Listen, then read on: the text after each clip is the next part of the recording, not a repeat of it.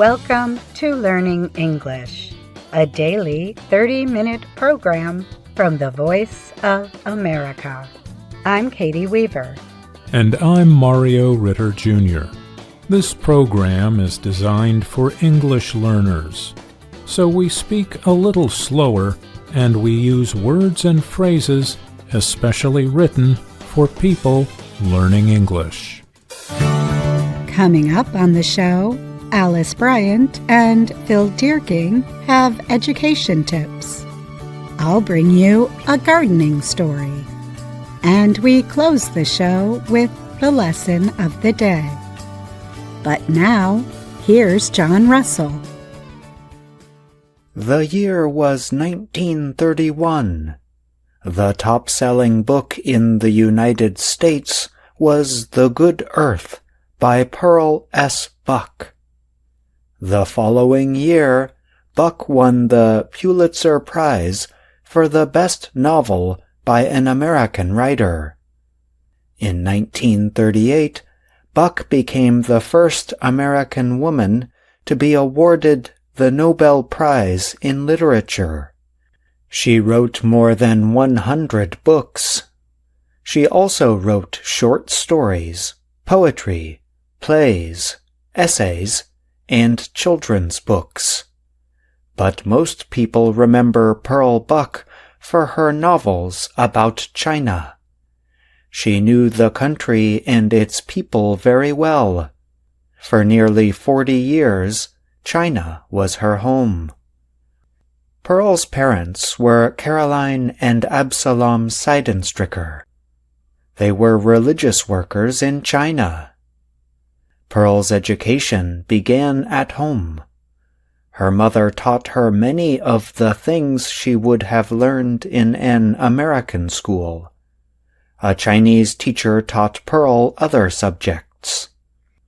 In 1910, Pearl went back to the United States to study philosophy at Randolph-Macon Women's College in Lynchburg, Virginia. After graduation, she returned to China. 3 years later, she met John Lossing Buck. He was a religious worker who studied agriculture.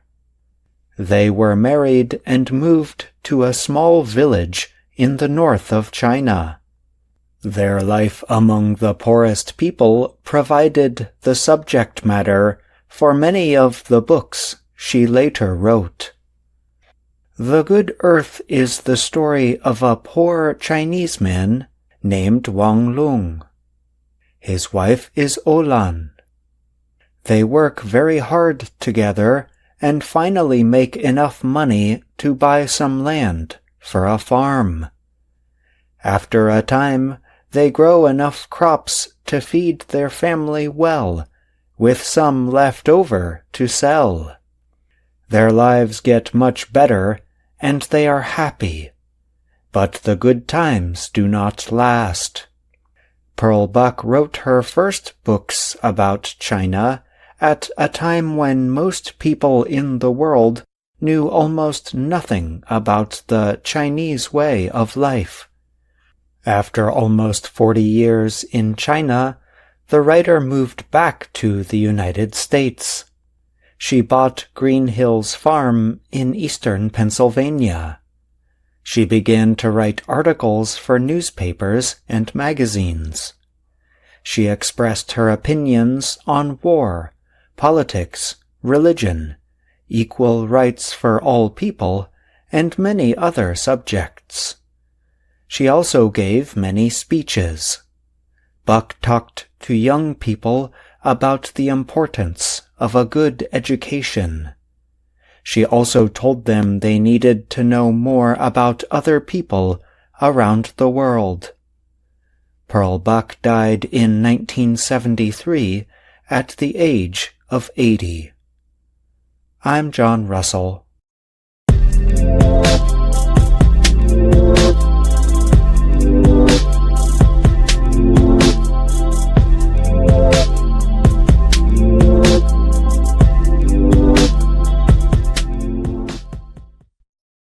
If you are a gardener, You probably have some favorite plants that you grow year after year. But you might also like to try new plants sometimes. Gardening expert Jessica Damiano recently reported for the Associated Press about one way to find new plants that might appeal to growers. Each year, the independent nonprofit organization All America Selections, or AAS, enlists more than 80 horticultural professionals from around the United States and Canada to serve as plant trial judges. Their job is to grow the new plants side by side with currently available varieties. The group then compares plant performance, time to reach full growth, flower or fruit size, disease resistance, and other qualities important to home gardeners. When the results are gathered, the best plants are named AAS winners for the following year, in time for their launch on the market. For 2025, 20 plants have been named national or local winners. 7 of them are edible plants, meaning they can be eaten. Here are the new kinds of edible plants that some gardeners might be interested in. 2 of the winners received the honor under the regional or local identification. The Basil Piedmont of the Great Lakes and Heartland regions was noted for its strong resistance to disease, especially that of the fungus called downy mildew. The experts also favored its strong smell, classic flavor, and refined habit. Harvested plants keep for a long period, the judges said. The dense, bushy plant also was honored for strong growth and health, even in difficult growing conditions. Garden Genetics and Seeds by Design produced the new plant. Tomato Tonatico F1 of the Mountain Southwest and Northeast regions also was a winner. Judges praised the taste, texture, yield, disease resistance, and reduced fruit cracking and splitting of this cherry tomato. Tonatico also was noted for its strongly attached, uniform fruit clusters that were easy to remove at harvest time. The fruit was created or bred by Bijo USA. The cauliflower Murasaki Fioretto 70 F1 is among the 5 winners in the national class. Murasaki translates to purple in Japanese. This cauliflower has bright purple flowers as well as long, soft stems. The experts said the plant matures or reaches full growth early and is easy to harvest. It does not have a strong flavor and would make a beautiful purple food to serve raw or uncooked. It will turn to a fuchsia color in vinegar and golden brown when lightly cooked. Tokita Seed America bred the plant. The winning Pepper Pick and Pop Yellow F1 was noted for outstanding resistance to bacterial leaf spot disease. Judges also found that the plant produced sweet yellow small peppers throughout the growing season. The company Summonus Home Garden was the breeder. Squash Green Lightning F1 was praised for its small seed cavity. This results in more edible flesh from each fruit. Green Lightning lived up to its name in the trials, judges said. They noted how quickly it reached maturity. One judge said, "This entry not only looked better, but also tasted better than the comparison," adding it looked good enough to use as a decoration. Another winner, Squash Thriller F1, was noted for its unusual color-changing quality. Judges also said it was easy to grow. The plants produce 1 to 2 pound fruits with bright orange, green, and white ridged lines that change color as they mature. Sakata America bred the Squash Thriller. I'm Katie Weaver.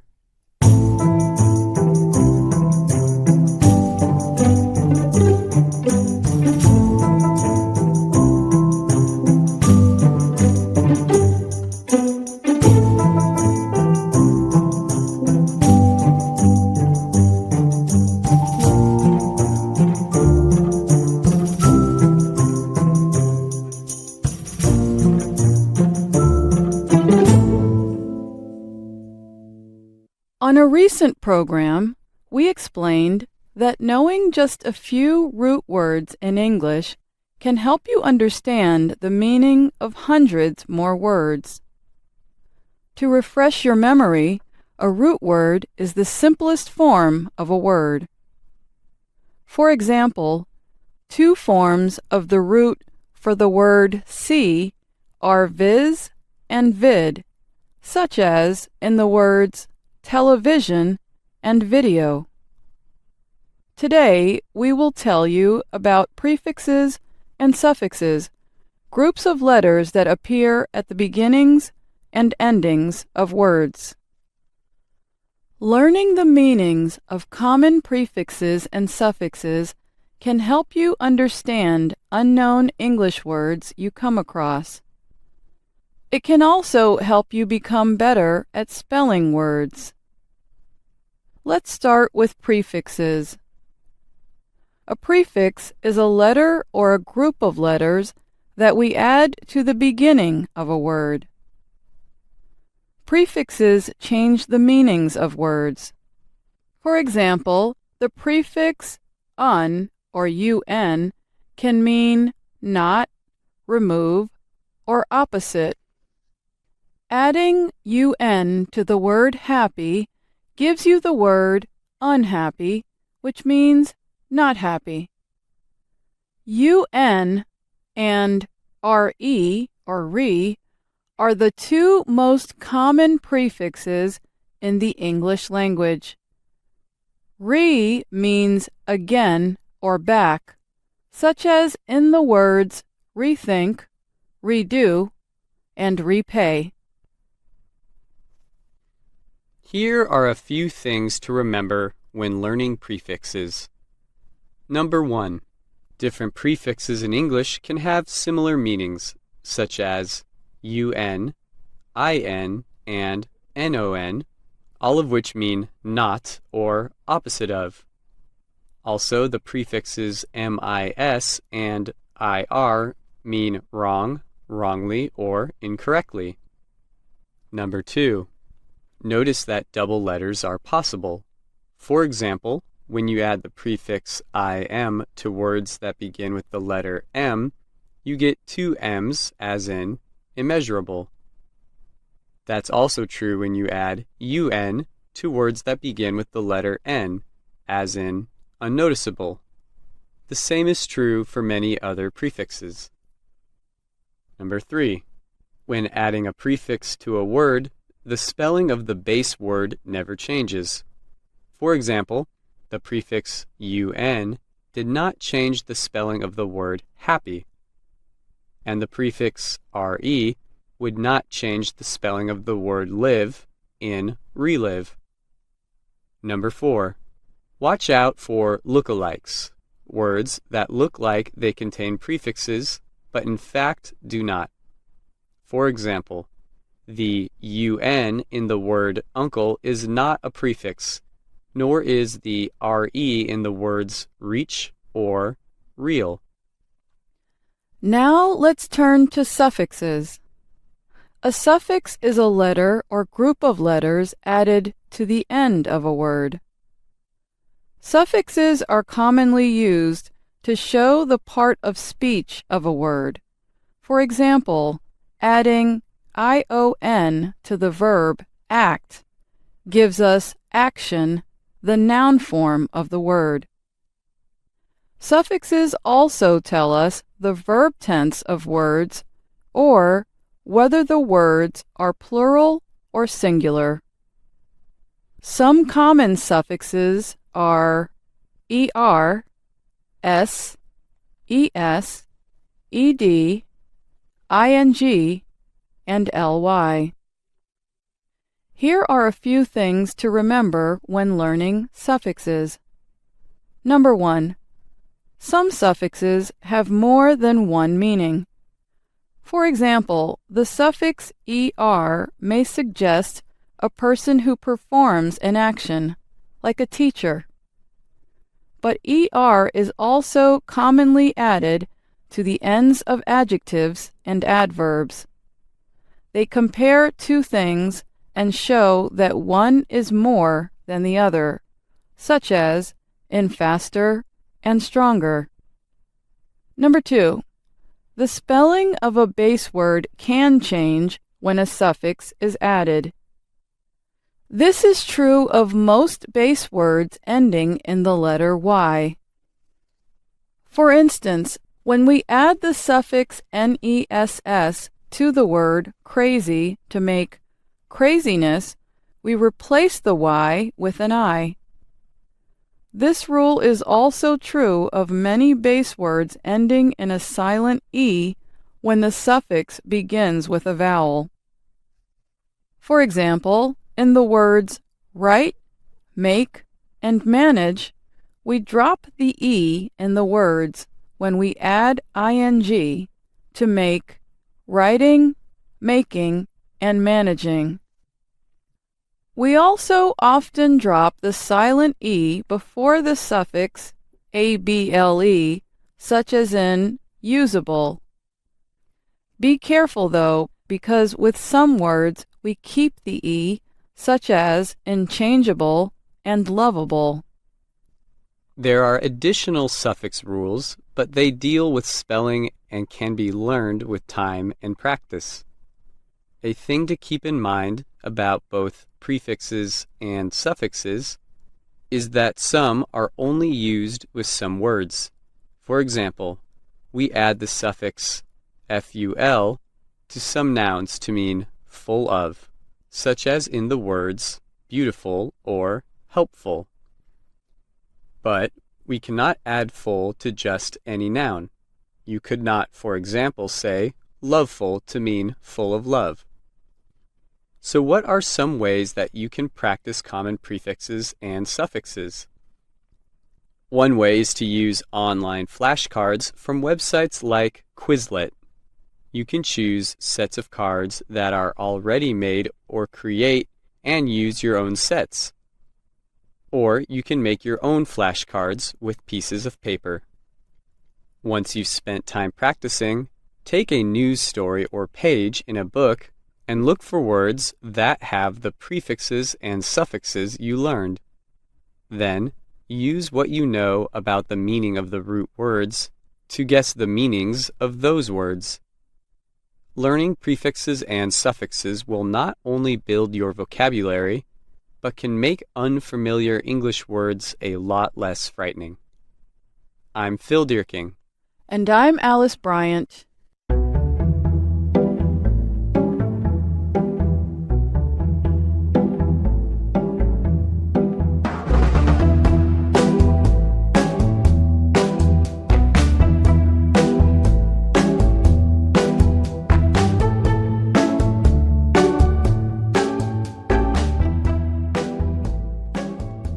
Hello, my name is Anna Mateo. My name is Andrew Smith.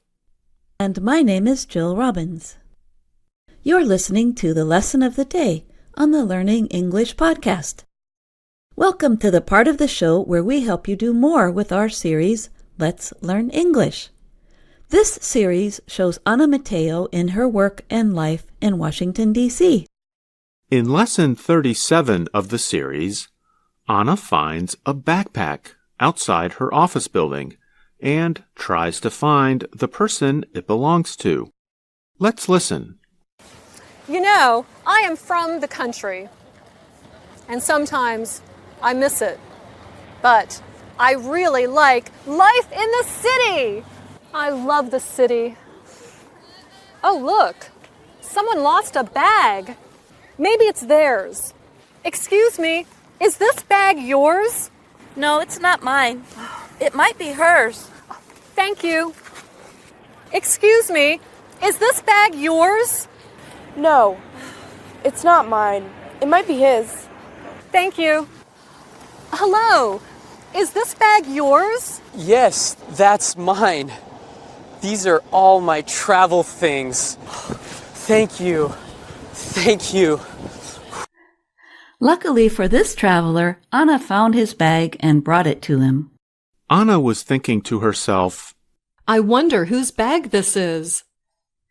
That's whose, spelled W-H-O-S-E, which refers to possession. That means to whom the object or idea belongs. right. So if you find something and you're not sure whose it is, one thing you can ask is, Whose is this? remember that this word, whose, is spelled differently than the contraction of the two words, who is. Those two words form a subject and verb, like this. Who's the President of the United States? The contraction and the possessive adjective both sound the same. They are both pronounced with the sound of the letter Z at the end. Whose bag is this? Who's the President of the United States? And when we talk about to whom something belongs, we use possessive pronouns. We heard these when Anna was trying to find out whose bag she found. Oh, look, someone lost a bag. Maybe it's theirs. Excuse me, is this bag yours? No, it's not mine. It might be hers. Thank you. Excuse me, is this bag yours? No, it's not mine. It might be his. Thank you. Hello, is this bag yours? Yes, that's mine. These are all my travel things. Thank you. Thank you. You'll notice that these possessive pronouns sound almost the same as possessive adjectives. For example, the adjective form of the pronoun you is your. Like when we say, this is your bag. And then for the possessive pronoun, we just add the letter S. For example, This bag is yours. But notice that the S at the end sounds like the letter Z. Z. Yours. if you listen carefully, you can hear a bit of the sound of the letter S at the end of a word like yours. So the sound of Z is not as strong or as long as in a word like zero. Instead, it's more like a Z with a little S at the end. Yours. Now listen to these 5 possessive pronouns. Yours, his, hers, ours, theirs. We'll listen to a chant at the end of today's lesson of the day to give you a fun way to practice saying these possessive pronouns. Oh, we will. Whose idea was that? That idea was mine. Well, I'm not surprised. Let's go back to lesson 37 and see what the owner of the bag and Anna talk about. Are you okay? You seem nervous. Well, this is my first visit to Washington, D.C. I'm from a small town in the country. I feel a little lost. I'm from the country too, and I understand. When I first came here, I felt lost all the time. So, do you like living in the country or in the city? I like to live in the city. Why? The city is exciting. It has more culture than the country. There are many museums and restaurants. Every night there's theater and music. And there are more jobs. That is why I'm here. Well, I agree. There is more culture in the city, and there might be more jobs, but the country has more nature. It's peaceful and beautiful. There are more trees and mountains. The air is clean. You can go hiking and camping. The city is not beautiful. It's noisy and dirty. I disagree. I think all the different buildings are beautiful. And I like to watch all the different people. Anna and the man from the country. And we should note that when the man uses the word country, he means he is from a rural area, not a city. It does not mean he's from a foreign country. Good point. Anna and the man from the country are talking about which kind of place they prefer. Prefer is a verb. It means to like something more compared to another thing. Anna prefers the city, while the man prefers the country. So they are talking about their preferences. Preference is a noun. It means the thing or the choice that you like more. And we can use it or the verb form to form a question. For example, we can ask, which do you prefer, the city or the country? Or if you already know or have mentioned the choices, you can just ask, do you have a preference? Or you can ask, do you have a preference between the two? Anna and the man prefer different things. In another lesson of the day, we'll listen to more of Lesson 37 of Let's Learn English and find out if Anna and the man continue to disagree or if they share some preferences. And here's a question for our listeners. Do you have a preference between living in the city or the country? You can let us know which you prefer by writing to us at learningenglish@voanews.com. So, Andrew, we're almost out of time. How about we listen to that chant with possessive pronouns? Okay, let's do it.